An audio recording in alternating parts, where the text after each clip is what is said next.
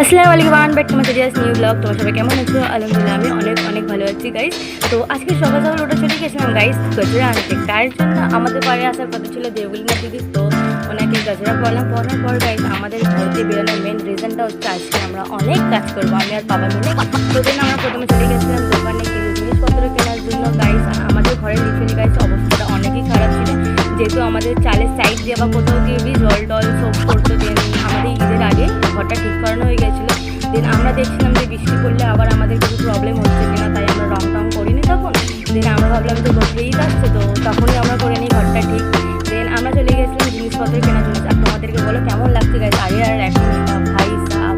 দেন guys আমি এমন guys লেবারগিরি কাজ করছি যেন গাইস আমি কত না জায়গাতে আমি শিখে এসেছি।